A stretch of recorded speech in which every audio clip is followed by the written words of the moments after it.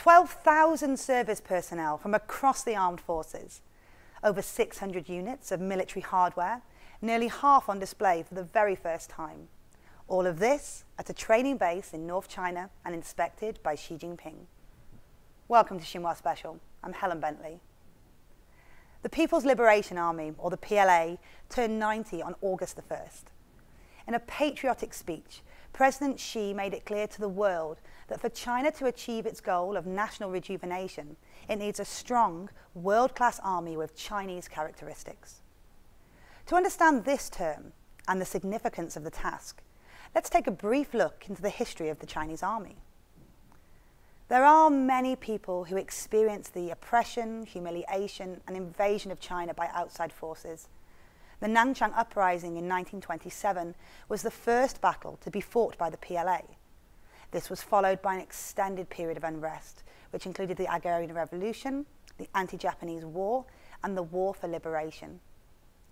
Reflecting on this, Xi said that under the CPC's leadership, the PLA's victories changed China from a passive nation to one that would no longer be vulnerable.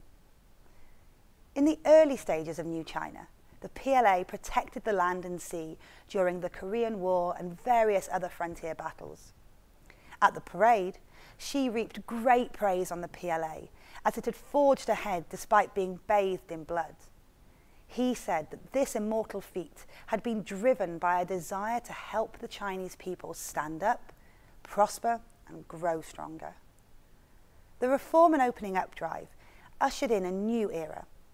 The president called this period a great revolution, attributing many of the successes to the commitment of the PLA.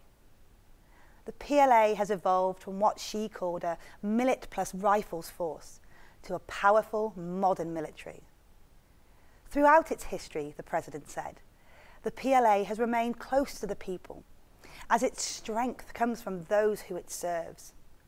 And Xi called on the PLA to maintain this close relationship and to be committed to their cause through thick and thin. So that was the PLA history condensed into a minute or so. Next up, the future. Many of the standout statements from Xi were rooted in the party's history, such as a quote from late leader Chairman Mao, who said, "The party commands the gun does not command the party." Simply put, Xi used this quote to illustrate that the PLA must follow and support the leadership of the CPC as it always has. Xi called on the PLA to be a powerful force that's always ready for the fight, capable of combat and sure to win, while underscoring the need to be battle-ready and confident in defending any form of invasion. The president said that China will never seek aggression, nor expansion, nor allow any people, organization, or political party to split Chinese territory.